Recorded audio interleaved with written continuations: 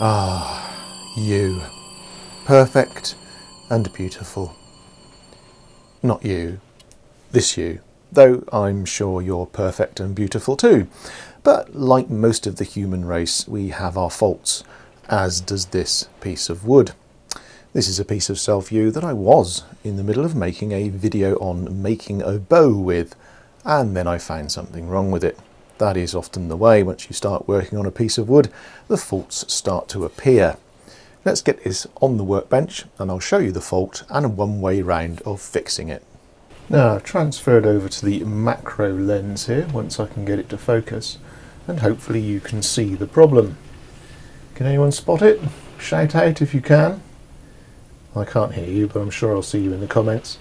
Yes, there is a crack that wasn't there when I started working on the stave, but only has appeared since doing the roughing out. And it goes right from the end here.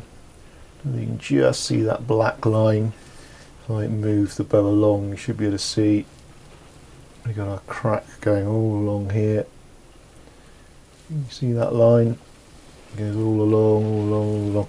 It goes about mid-limb. I follow it all the way along, which is about here, is about mid-limb on this top limb of this bow. So with a crack like that, obviously there's no point in me carrying on making this bow.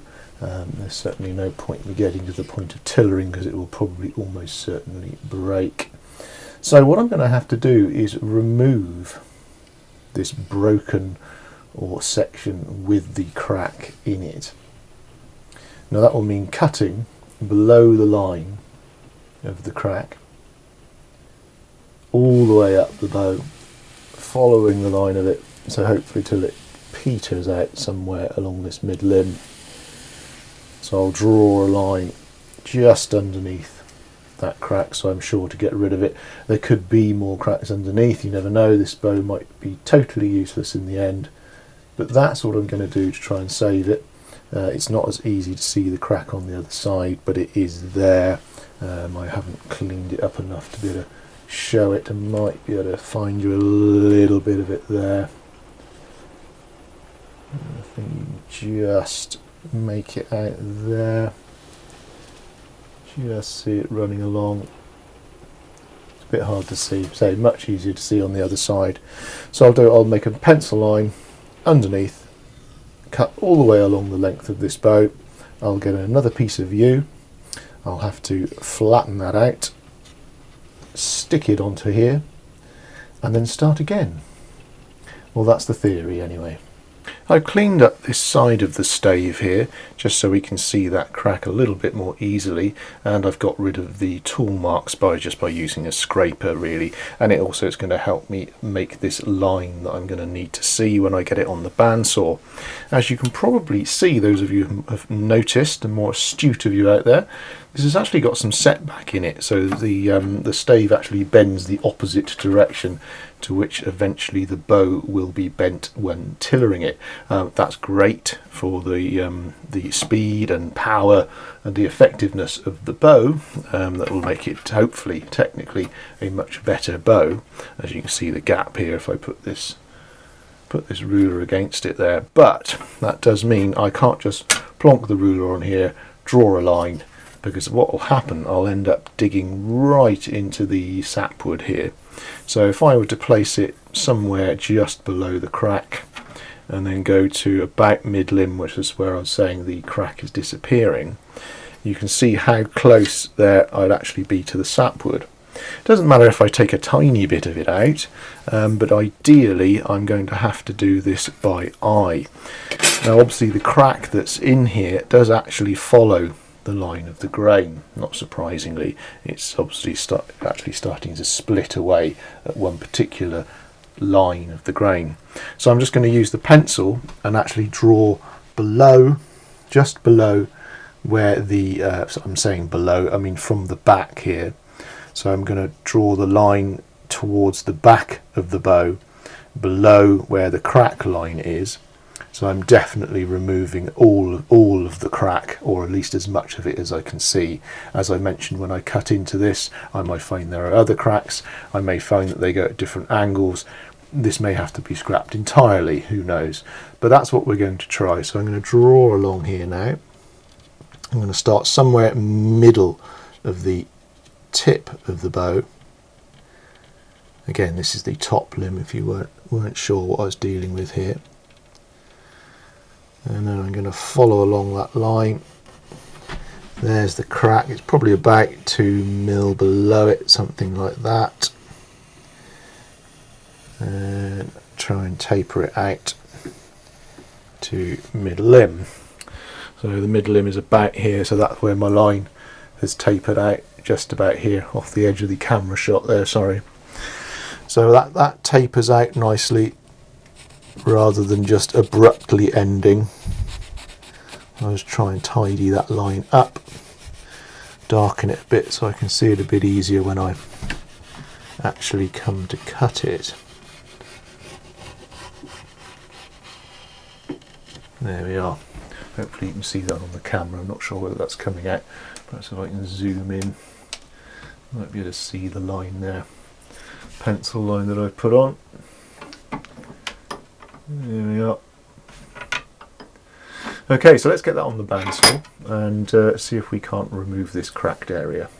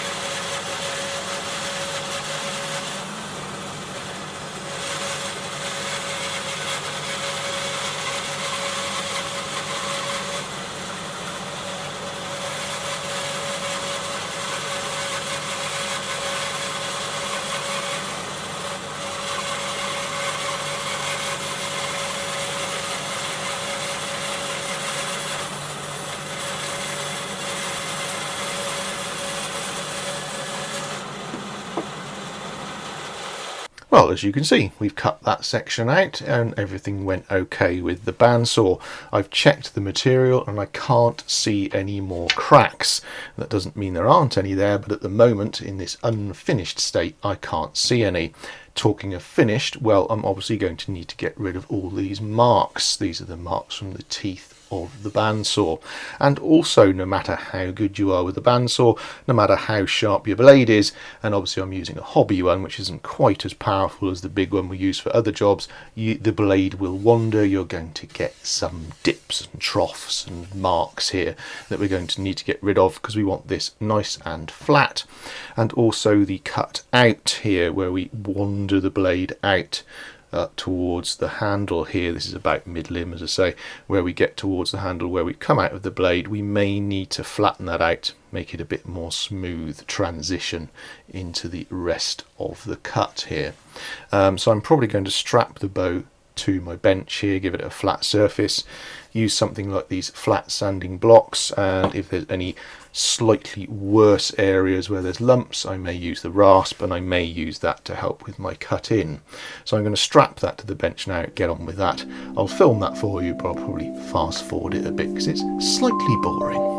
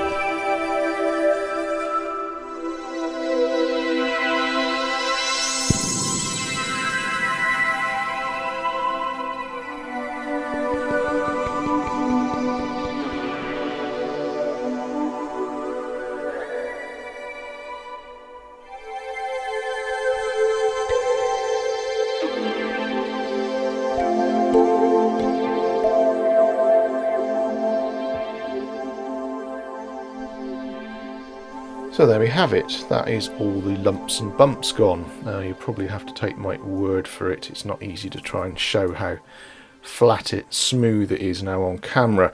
Obviously the next stage is to cut a corresponding piece of wood. So I'm going to have to go from the fade out here where we cut out with the band saw, and obviously the other end down to where the tip is. I'm obviously going to make it slightly longer and thicker than is needed. I don't want to cut to exactly the same dimensions of wood that I've removed, because once I've glued that on I'm going to have to get rid of all the excess glue that comes out over the edges, and I'm going to try and match the piece of wood in as smoothly as possible to the rest of the diameters of the piece that we've already got left. So that's the next stage. Once I've cut that out, we will start gluing that on. Well, here's the piece of wood all cut out and ready. So we've cut it out to approximately the same size as the actual remaining piece of bow, but not quite, so it's slightly wider than the piece of bow to obviously allow us some extra meat on there when we actually come to shave this down once it's actually glued on. And the piece also actually tapers from one end to the other. Thinner end is going to be the end that goes onto the meatier part of the bow, where we've got that larger dip where we actually want the piece of wood to bend when we clamp this all together once we've glued it up, and actually fill in that gap there, that larger rising section where the blade, as you saw me cut out, goes out along the top of the belly of the bow there. I'll also need to adjust here. As you can see, that sits on the top of the existing belly. So that section there, when we're going to use some rubber to strap this on, as well as some clamps. But because the rubber will obviously put pressure on the edges, on the sides of this wood, because this is where it's thin, where this piece of wood actually tapers, we're going to need to cut this down a little bit to actually match the top of the bow. So I'll show you that now and you'll see more clearly what I mean. So this is our section of bow that's much nearer the handle. So this is where we've got the largest amount of dip, where the blade ran out, where we've gone back to the actual natural original depth of the bow, where as opposed to down this end, obviously where we've tapered it out towards the tip where we've got rid of the crack. So this is our piece of wood. As you can see, it's much thinner at this end here to account for the less amount of wood that we obviously need at this end of the bow. And if I move this along, we see the piece gets thicker as we get towards the end there. This is where the tip of the bow is going to be. The top section of the limb is going to need the most meat to replace the wood that we've removed. Now, because I'm going to have to clamp this in here, and as I say, we're going to be using bands and what have you, this is much wider. It isn't going to be quite as important down the other end, but here it's hardly touching because it's basically on the top section of this D section here. So I'm going to take this down. I'll probably just use some pencil lines, make some marks on there and taper this way. So we've tapered it one direction for it to fit into the dip here, and we're going to need to taper it the other direction to stop this bending when we put pressure on it once we're actually gluing this piece on. So I've tapered that down there, as you can see, more to a point. I've also put a pencil line here where I'm going to put that each time so I don't have to keep re-measuring it. Hopefully you can see the purpose of this. As I say, I will repeat it. If this was still left wide, and because we're so near the top of the D section, any clamping or rubber banding that we put around here when we're strapping this down once we've glued it on would actually bend the wood, would actually bend these edges over the overlap of the bow here. You're probably wondering why it doesn't matter further down. Well, that's because we've got much flatter section here which matches the width of the piece of wood that we're putting on. You might be saying, well, why don't you just cut it exactly to length? Well, again, we need a little bit of extra when we actually come to re-rough this bow out. So you also want some extra thickness. It's hard to measure exactly the size that you need to replace the area where we've taken out on a self bow, because a self bow undulates. It isn't flat It's nice and easy for us to do. So it's partially by eye. We can actually compare the depth of this to the other limb, and also, as I say, just simply by experience and by eye, I know that this is going to be enough as far as thickness and width goes to replace the bit that we've removed. Let me move the camera around and we'll see it from the side, and you'll hopefully see the other measurements that we need to check on. Now hopefully this side view makes things a little bit easier to see. Now here's the section that we were just doing, where I've narrowed it both ways, so it's thin and thin widthways. And there's our mark, so that's in the correct position. Now if I move the camera along a bit, you can see where we cut out. This is where the blade started running out, and at the top here is, just about there, is where our natural height is. So as you can see, there is a gap. But that's why we've thinned this piece of wood out in this direction. If I run it along completely towards the tip, you'll see the section that we've cut, that we're going to glue in, gets thicker and thicker and thicker towards where down the tip section here, which is in this vise here. We've hardly got any heartwood, we're basically down to the sapwood, so we need that thickness. Also, because it's a much flatter section, there's basically no gap. With hardly any pressure, you can completely get rid of that gap. If I go back up to here where we ran out with the blade, you'll see there's a much thicker gap. So all we've done is reduce the height of this, because we don't need as much meat. We don't need to replace as much wood. And also the thinner this is, the easier, when we apply pressure, that's going to fill that gap. As you can see, when I put some clamps in there, and some of the rubber that I was talking about will get rid of those gaps. So that's one of the things that you need to do as far as checking the fit of this area, is doing what I was just doing. So holding this up to the light, just using your hands. If you can use hand pressure and hold this up to the light and not see any gaps, as you can see a gap there, pressure on there, gap disappears. So that's what you need to do as far as that direction goes. But there is also the other direction, and that's from this side of the bow to the other side. This needs to be flat. As I mentioned, this piece that I made to go on here, as I've actually used a planer, an electric planer, to make sure that this is completely flat.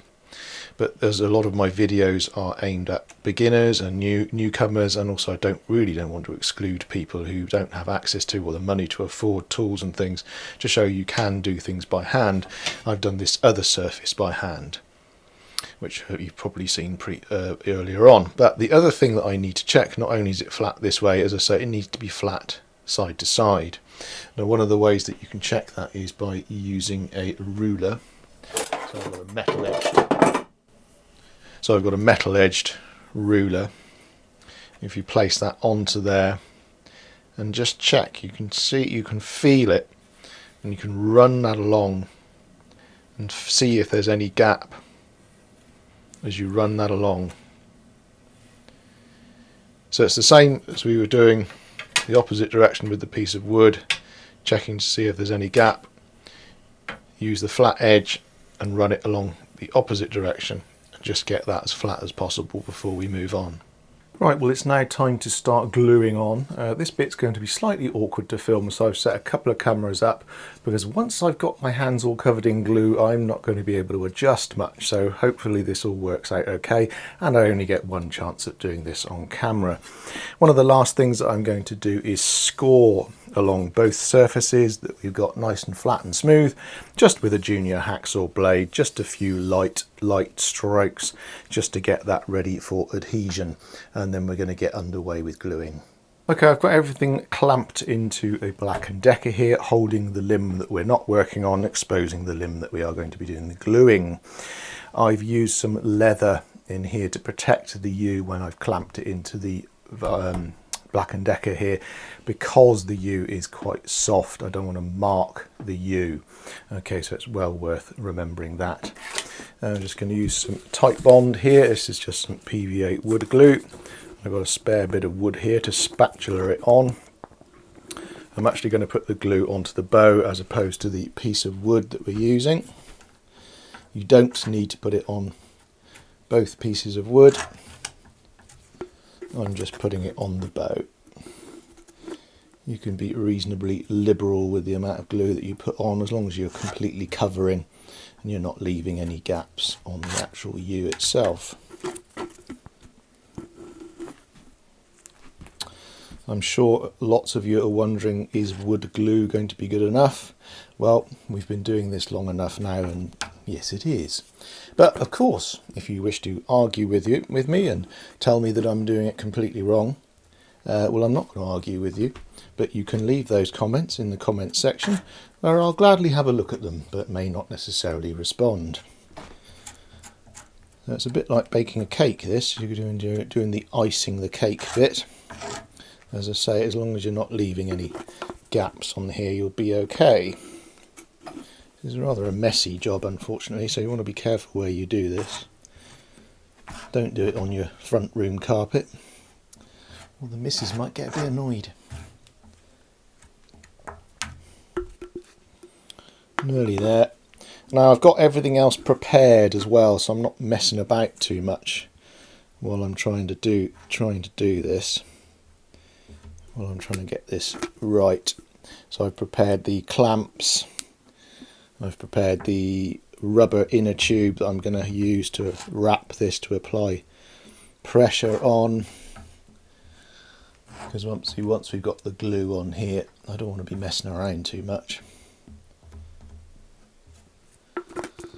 Okay, I've got that pretty much covered.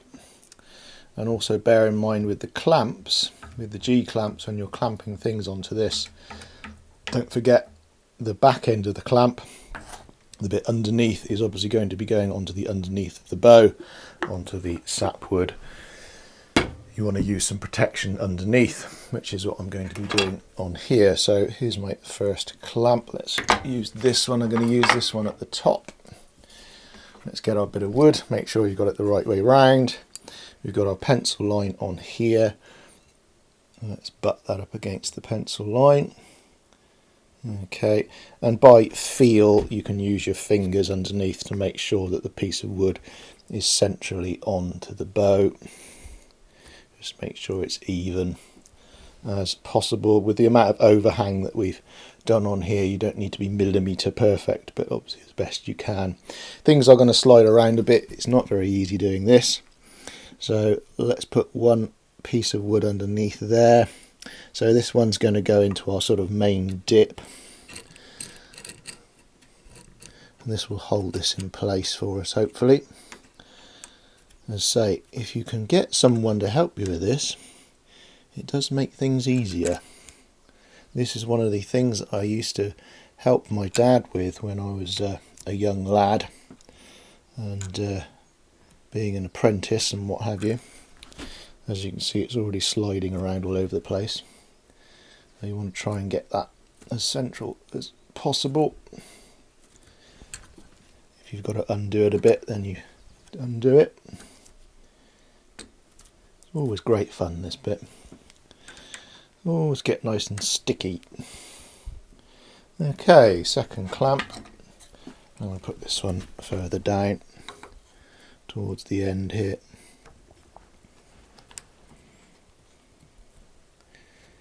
And again, checking as we go that we're keeping it central and that it's not sliding off, which of course it is.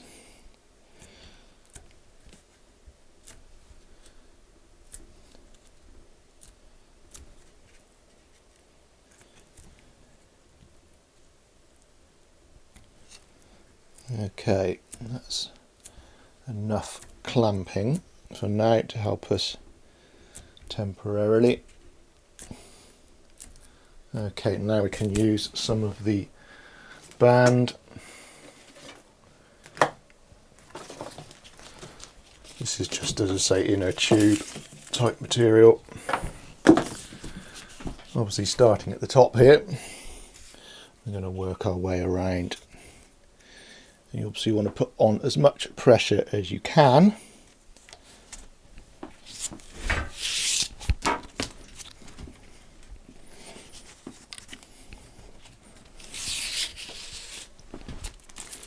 So I'm pulling around, applying pressure, holding it on with my other finger as we go round. Obviously when you get to the clamp you need to jiggle round it a bit.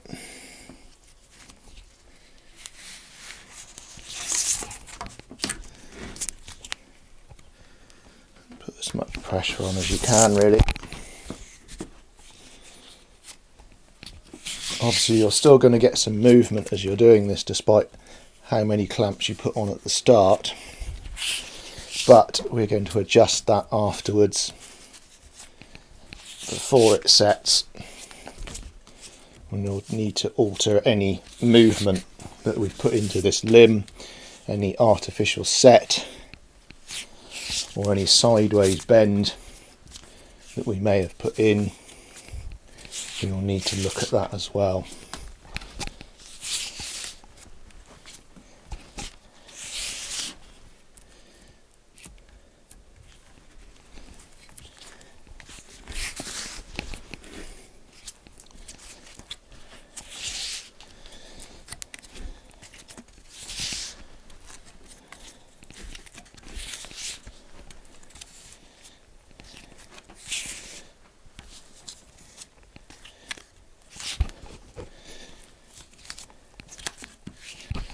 Okay, we've reached the end of the limb. Try and tie that off as best you can, keeping as much pressure on as you possibly can.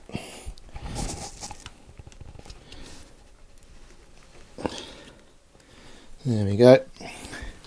You want to check your clamps, and again check that the piece that you've put on hasn't slipped and gone over and you're too close to one side or vice versa. And we need to check our main area where it's gone a bit loose now, where obviously we've put the binding on. I'm sorry if the microphone's hitting everything as I go, sorry if there's been extraneous noises. Okay. So if we take this out of the workbench, we can actually check then by looking down it and checking that the glue is coming out in all areas. So hopefully you can see on there, we've got that all nicely done up. So I need to eye down it, check we've not got any wobble.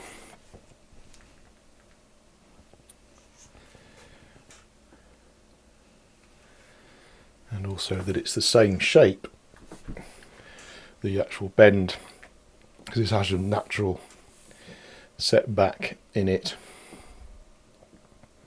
in this particular limb, so we need to check that as well. Once we've done all that and we're happy that it's glued, obviously you can put on more clamps, make sure that the glue is popping out everywhere, which is a good indicator that it's actually clamped down properly and that there's no gaps. We're going to put this to one side to dry, and that's probably going to be about 24 hours. Yeah, join me then with the magic of television, and we'll see how that's gone. Well, it's been a whole 24 hours that this has been drying, so it's time to take the clamps and the rubber banding off and see what we've got.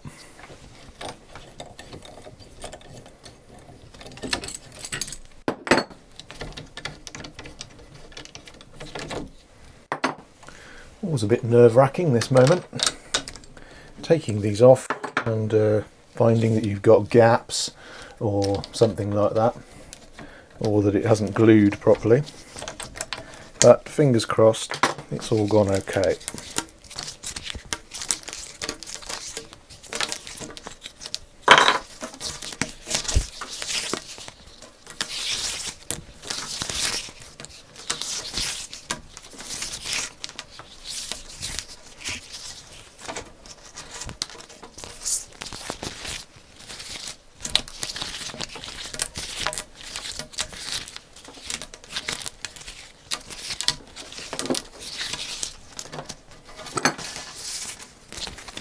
Oh, there we go.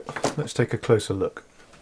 So that's our stave minus all the clamps and the rubber. As you can see, the rubber leaves a little bit of marking on there, and there's obviously excess glue that is squeezed out in a way that is actually good to see, because that means the clamping and the bands have done their job. There's no obvious gaps at the moment, but we're going to need to get rid of obviously quite a lot of excess wood before we get back to the shape that the D section was here at the top.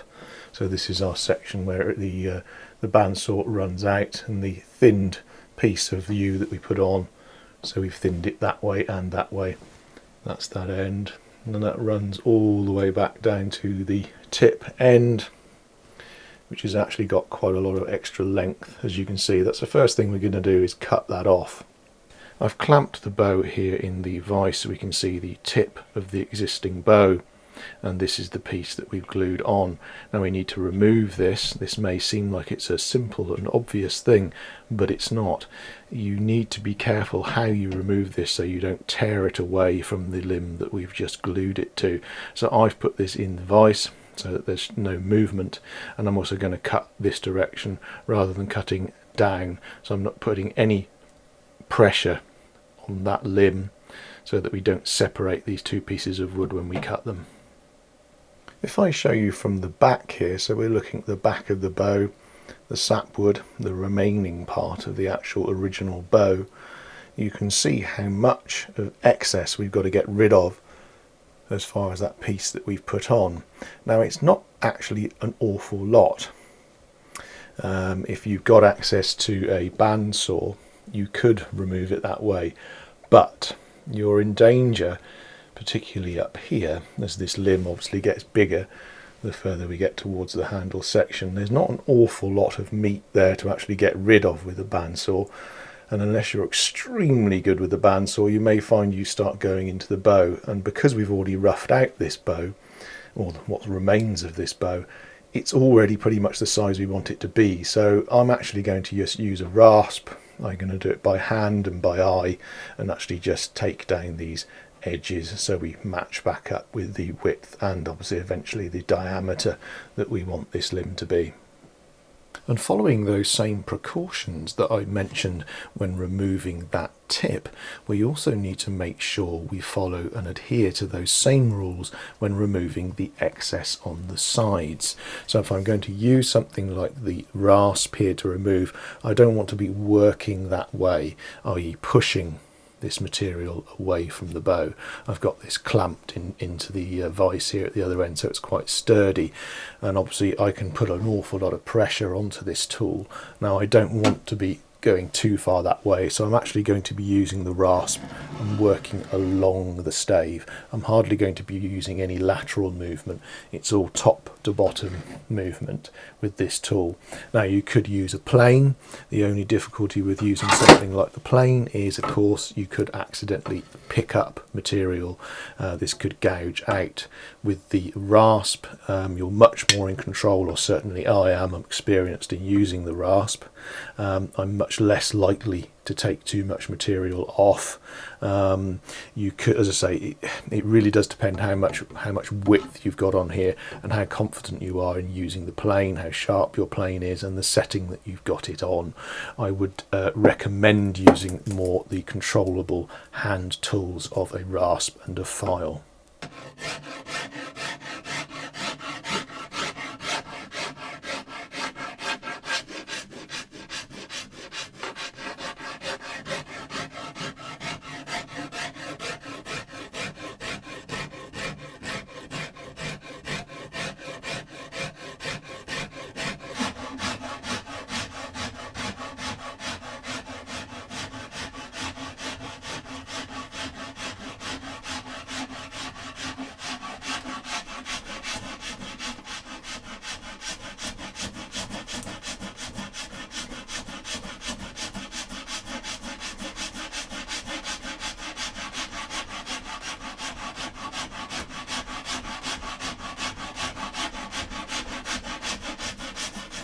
Okay, so it's nearly down to the same here. I can feel that it's pretty much matching now.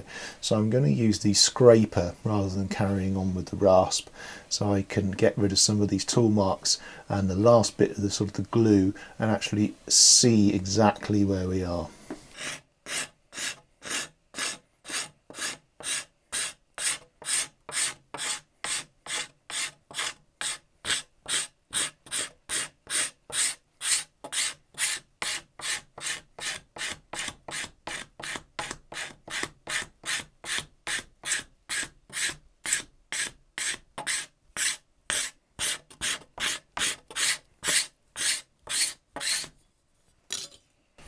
Okay, let's move the camera around and see if I can get a bit of a close-up and see the glue line there.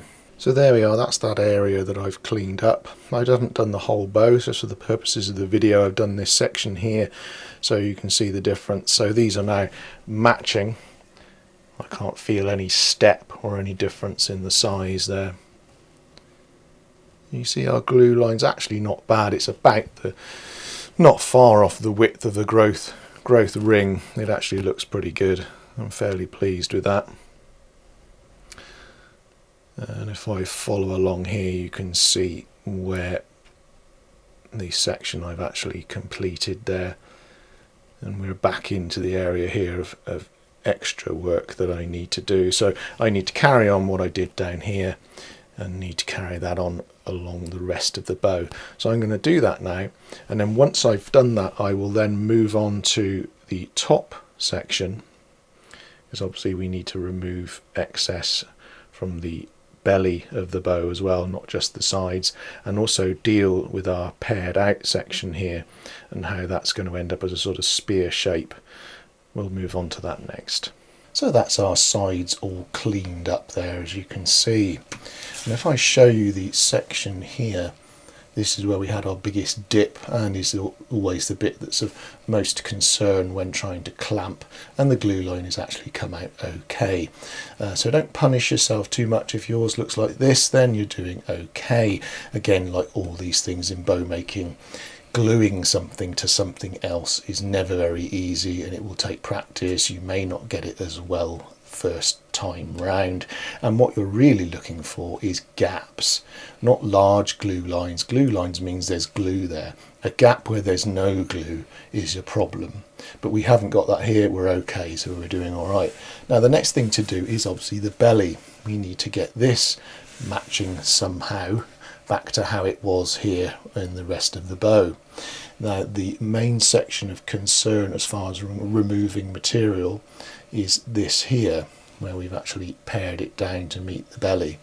Now obviously this is going to be very thin, and is going to be the thinnest area from belly to back, and it's also going to be the thinnest across the diameter of the bow.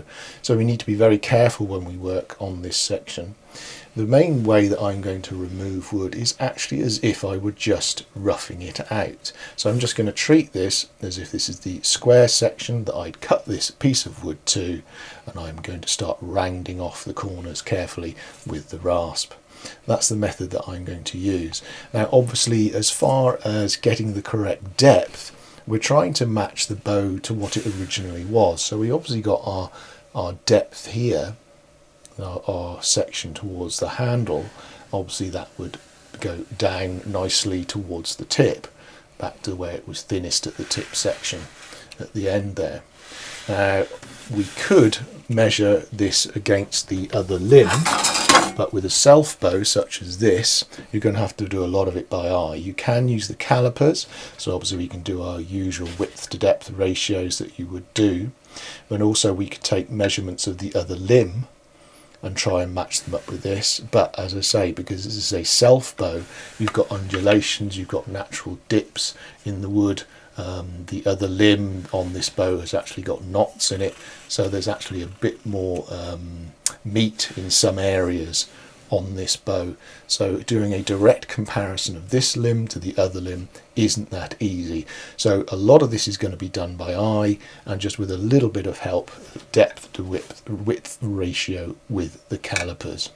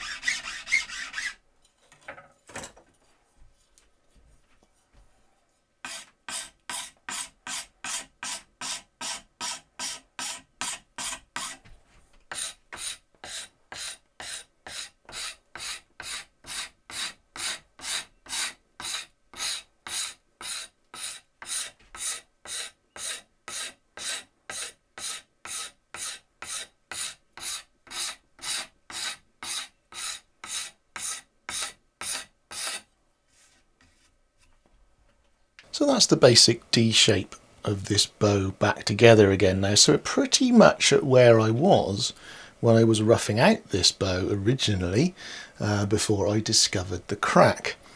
There's our section, our feathered out section, if I can find it. Oh, there we are. So that's where we feathered that out. As you can see, it matches in quite nicely with the rest of the bow. Just see the glue line there. But we've got that nice and smooth now, none of this chipped away, none of it cracked. As I say, this is the thinnest area and the area you need to take most care of when doing the re-roughing out of this limb. Now, as you can probably see, it's still too thick. So I'm going to carry on with my calipers and by eye getting the dimensions of this back down. But there is one more trick in the arsenal of how to make sure you've got that right, and that is tillering. Yes, tillering. Putting this back on the tiller is going to tell me straight away whether I've taken enough wood off or not, because it will be stiff, and in my experience, yes, looking at this, it's almost certainly going to be stiffer than that top limb because the dimensions are still incorrect. But what I don't want to do is take too much wood off, put this on the tiller and find this bend so much that I've got to remove a huge amount off the other limb to try and compensate. So yeah, once you've got it to this stage, my advice is put it on the tiller, draw it just a little bit, obviously bearing in mind that you've just glued a piece onto it as well, and making sure you've left enough time for this to truly set before you start tillering. I'd actually, out of safety's sake, leave it a couple of days, but 24 hours is usually okay with this sort of glue. And also, one other thing to bear in mind, particularly when you're doing the tillering, this piece of wood that we put on, unless you're lucky enough to buy or have a brother-sister piece of wood that came from the same tree, from the same material that you cut the original bow from, you may find that the density of it is completely different. Even if it's got similar growth lines, growth rings in it, even if it looks the same, you may find that it performs different to the rest of the bow, i.e. making for uneven limbs. So again, another good reason to not take too much of the wood off of the piece that you pieced in before getting it on the tiller and just seeing what it does. Well, join me in the next video when hopefully I'll be able to complete the video that I was going to make, which was making this into a bow from start to finish. Well, that was the plan until I found that we had a knot in this end, which I've plugged somewhere, wherever it is, there it is. Well, that was in the previous video. If you haven't seen that, I'll put that up on the screen. And then obviously, yes, the crack that we've just repaired. So join me in that video where you can see this bow explode or succeed. There you are, something to look forward to. I hope you do subscribe and hit the notification bell so you get notified when there's the next video coming up. And happy bow making, and I'll see you again soon.